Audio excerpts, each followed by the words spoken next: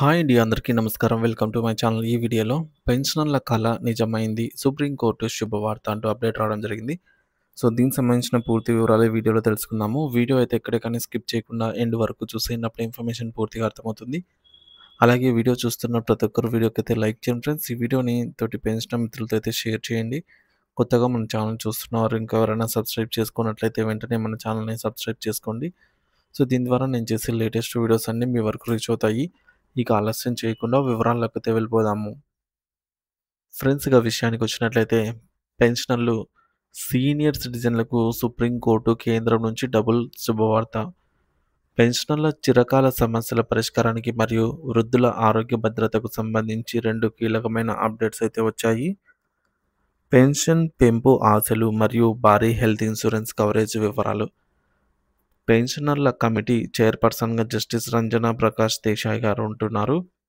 కీలక నియామకం. పెన్షనర్ల సమస్యల, పెన్షన్ పెంపు మరియు ఇతర డిమాండ్లను పరిష్కరించేందుకు సుప్రీంకోర్టు మాజీ న్యాయమూర్తి జస్టిస్ రంజనా ప్రకాష్ దేశాయ్ గారు చైర్పర్సన్‌గా అయితే వారిని నియమించడం జరిగింది. ఎందుకు శుభవార్త అంటే, ఒక అనుభవజ్ఞురాలైనటువంటి మాజీ జడ్జి నేతృత్వంలో కమిటీ ఉండటం వల్ల పెన్షనర్ల సమస్యలపై న్యాయపరమైన మరియు సానుకూల నిర్ణయాలు వెలువడే అవకాశం ఉంది. నివేదిక. ఈ కమిటీ అతి త్వరలోనే పెన్షన్ పెంపు మరియు ఇతర సౌకర్యాలపైన పూర్తి నివేదికను ప్రభుత్వానికి మరియు కోర్టులకు సమర్పించనుంది. దీనిపై లక్షలాది మంది పెన్షనర్లు ఆశ పెట్టుకున్నారు. ఇకపోతే 70 ఏళ్లు దాటిన వారికి 5,00,000 నుంచి 10,00,000 వరకు హెల్త్ కవరేజ్. దేశంలోని వృద్ధుల ఆరోగ్య భద్రత కోసం ఒక విప్లవాత్మక మార్పు చోటు చేసుకోనుంది. ఆయుష్మాన్ భారత్ పథకం విస్తరణలో భాగంగా కీలక నిర్ణయాలైతే అమల్లోకి వస్తున్నాయి. అదనపు కవరేజ్ అంటే 70 ఏళ్లు దాటిన ప్రతి సీనియర్ సిటిజన్‌కు రూ. 5,00,000 ఉచిత ఆరోగ్య బీమా కవరేజ్ లభిస్తుంది.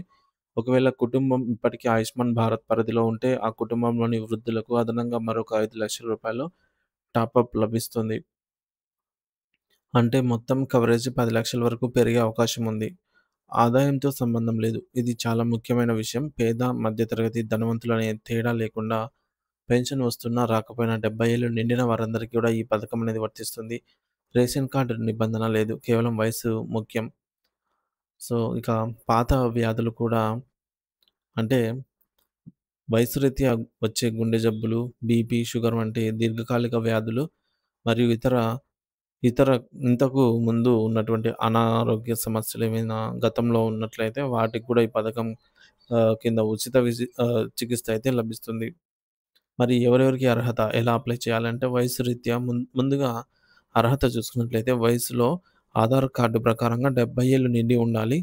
ఆధార్ తప్పనిసరి. ఈ పథకంలో చేరడానికి మీకు ఆధార్ కార్డు ప్రధాన ప్రామాణికం అవుతుంది.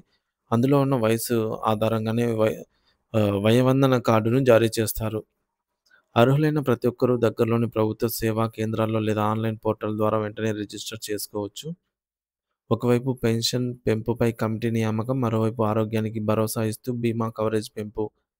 వెరసి ఉద్యోగులకు నిజంగా ఊరటనిచ్చే అంశాలనే చెప్పవచ్చు. ఈ సమాచారాన్ని మీ ఇంట్లో ఉన్న పెద్దవారికి మరియు తెలిసిన వారికి ఈ వీడియోనైతే షేర్ చేయండి.